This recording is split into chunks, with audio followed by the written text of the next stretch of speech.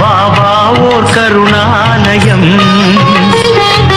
பாதம்தான் கமலாலயம்.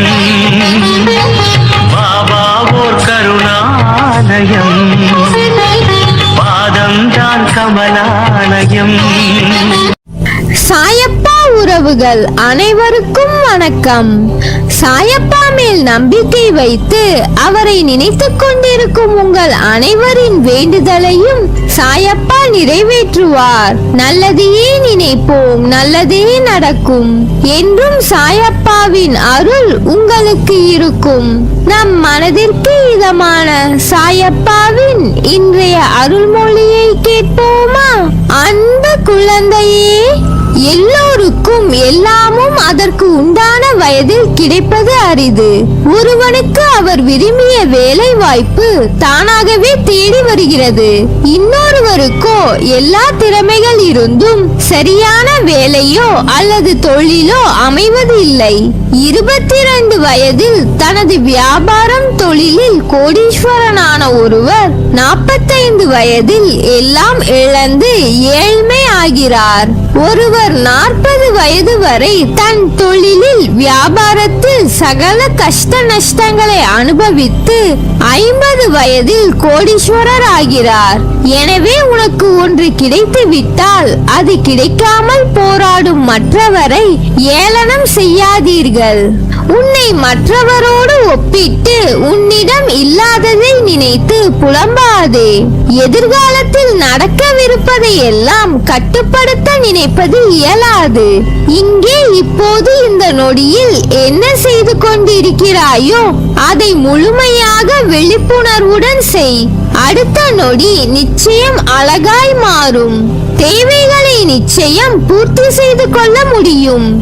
ஆனால் ஆசைகள் ஓட்டை குடம் போல எப்போதும் நிறைவு செய்ய முடியாது. இதுதான் வாழ்க்கை. இதை புரிந்து கொண்டவர்கள் மட்டுமே மகிழ்ச்சியாக வாழ்கிறார்கள். எனவே கவலை கொள்ளாமல் நிதானத்தோடு நம்பிக்கையோடு உன் கடமைகளை செய். உன்னுடைய துன்பங்கள் எல்லாம் முடிவுறும். நீ எடுக்கும் எல்லா முயற்சிகளிலும் உனக்கு வெற்றி நிச்சயம். சில நேரங்களில் அப்பா ஏன் பிறந்தேன், எதற்கு என்னை படைத்தீர்கள் என்று புலம்பல்கள் உன் வாயிலிருந்து வருகிறது. அப்படி புலம்புவதால் உன் புலம்பல் உனக்கான தீர்வாக அமைந்துவிடும் என்று நினைக்கிறாயா? இல்லை செல்லமே, அது உன்னை அந்த சூழலில் மேலும் அமுக்கி மறுபடியும் உன்னை அதே சூழ்நிலைகளில் மேலோங்கத்தான் செய்யும். அந்த சூழ்நிலைகள் உன்னை அமுக்கி மூச்சு திணற வைக்கும். சுற்றியுள்ள சூழ்நிலை உனக்கு மன அழுத்தத்தை ஏற்படுத்தும். ஆனால் அவைகள் உன்னை காயப்படுத்தாது. நான் உன்னை காப்பாற்றுவேன். வீணாய் உன் நிம்மதியை தேவையில்லாத விஷயங்களுக்காக தொலைத்துக் கொள்ளாதே. உனக்கு வரவேண்டிய நேரத்திற்கு எல்லாம் நல்லபடியாக வந்தடையும். அதற்கான காலமும் நெருங்கிவிட்டது. ஏக்கங்கள் கொள்ளாதே, அது உன்னை வெறுமையாக்கிவிடும். நமக்கென்று நம் சாயப்பா தரும் எல்லாம் நல்லதற்கே. சில விஷயங்கள் நடக்க தாமதமானாலும் அதற்கென்ற காரணம் நமக்கு நல்லது மட்டுமே இருக்கும். நல்லது என்ற விஷயம் கிடைக்க தாமதமாகலாம், ஆனால் உனக்கு கண்டிப்பாக நல்லதே நடக்கும். என் கையில் இருந்து ஆசை பெற்று சந்தோஷமாக வாழ்வாய். உன் வாழ்க்கையில் மழை அடித்துக் கொண்டே இருக்கிறது. என்ன செய்வதென்று அறியாமல் வெள்ளத்தில் தத்தளிக்கிறாய். ஒதுங்க கூட இடைவெளி இல்லை. கண்ணீர் வழிகின்றது என்று வருந்தாதே. உன் வாழ்க்கையில் புயலாய் சூறாவளியாய் வந்த அனைத்து சீற்றங்களும் வந்த தடம் தெரியாமல் மறைய போகிறது.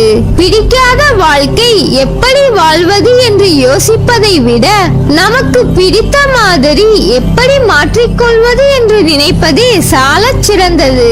நதி போல நீ பயணித்துக் கொண்டே இருக்க வேண்டும். பாறைகள் வனங்கள் என்று பல்லாயிரக்கணக்கான மைல்கள் நீங்கள் கடக்க வேண்டியது இருக்கும். இவைகளை கடந்த பின் தான் சந்தோஷம் என்ற பெரிய சமுத்திரம் கிடைக்கும். வெற்றி பெற அசைக்க முடியாத நம்பிக்கையும் விடாமுயற்சியும் இருந்தால் போதும், வெற்றி நிச்சயம். என் வார்த்தைகள் மீது நம்பிக்கை வைத்து செயல்படு. மாயை நிறைந்த இந்த உலகில் நேர்மறையாய் வாழ்வது என்பது சவாலான செயல்தான். நேர்மறையில் வாழும் போது எதிர்மறையின் தொந்தரவும் மாயை விதி என்ற ரூபத்தில் இருக்கத்தான் செய்யும். முன்னே உன் கால் சென்றால் நிழல்களாய் எதிர்மறை உன்னை பின்தொடரத்தான் செய்யும். அதனால் உன் மனதில் சோகம் என்ற நூலாம்படையை சேரவிடாதே. அது உன் மனதை முழுக்க தூசியாய் ஆக்கிவிடும். உன்னை பாதிக்கும் எந்த ஒரு நிகழ்வையும் தூக்கி எறிந்து செல். உன் மனதிற்கு ஒரு புத்துணர்ச்சி கிடைக்கும். நீ வாழ்கின்ற வாழ்க்கை இது.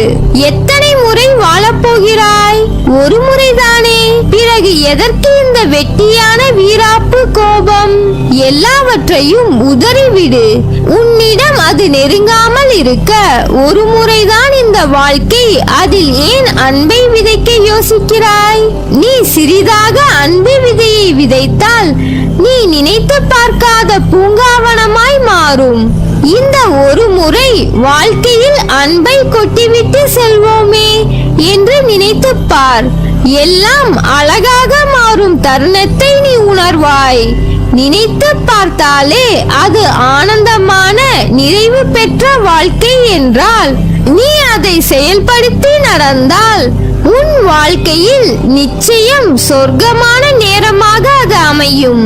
தோல்வி, மன கஷ்டம், துன்பம் என எதிர்மறை உன்னை சூழும் போது என் மீது நம்பிக்கையால், பொறுமையால், அன்பால் எதிர்மறையை நேர்மறையாய் நிரப்பு.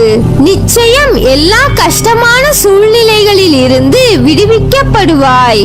நிறைவான சூழலில் நிம்மதியாக வாழ அதை உன் குறிக்கோளாய் ஏற்றுக்கொள். நிச்சயம் நினைத்து பார்க்காத நிறைவான திருப்தியை பெறுவாய். மாற்றங்கள் நிறைந்த விஷயங்கள் நிகழும் தருவாயில் உன் மனம் என்ற பெட்டகம் அமைதியான சூழலில் மாற்றத்தை ஈர்க்க, அதில் வாழ உன் மனதை தயாராக்கிக் கொண்டு இரு. உன் உற்றார் உறவினர் நண்பர்களே உனக்கு துரோகம் இழைக்கிறார்கள் என்று வருந்தாதே. அதை எப்படி எதிர்கொள்வது என்று நிதானமாக யோசித்து அறிந்து கொள். நட்பு, பாசம் இல்லாமல் பணம் ஒன்றே குறிக்கோளாய் கொண்ட வியாபாரிகளான இவர்களுக்காக கவலைப்படாமல் உன் மனதை ரணப்படுத்திய நிகழ்வுகளை மறந்து உன் லட்சியத்தை அடைவதில் மட்டுமே நீ கவனம் செலுத்த வேண்டும். வாழ்க்கையில் சாதிக்க வேண்டும் என்றால் தேவையற்ற பேச்சை குறைத்து தீர்க்கமான செயல்களில் மட்டும் ஈடுபடு. இவைதான் உன் லட்சியத்தை அடையச் செய்யும் உத்திகள். வாழ்க்கையில் தோற்றுக்கொண்டே இருக்கிறோமே என்று சதா சர்வகாலமும் கவலை கொள்ளாதே.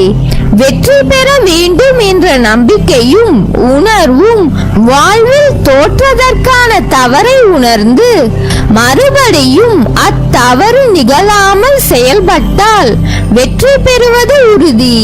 நீ செய்யும் எந்த ஒரு காரியத்திலும் மற்றவர்களுக்கு எந்த வகையிலும் துன்பம் ஏற்படாதவாறு யோசித்து செயல்படு. ஒருவருக்கு துன்பம் இழைப்பதற்கு முன் அத்துன்பம் வேறு ஒருவர் மூலம் உனக்கு வந்தால் எப்படி இருக்கும் என்று யோசி. எப்பொழுது நீ உன் தவறை ஒப்புக்கொள்ள முன்வருகிறாயோ அப்போது நீ மனசாட்சி கொண்டவனாகிறாய். என்றும் செய்த தவறை மீண்டும் மீண்டும் செய்யாமல் பார்த்துக்கொள். உன் வாழ்க்கையை இனிமையாக, மன நிறைவாக, நிம்மதியுடன் நான் அமைத்து தருவேன்.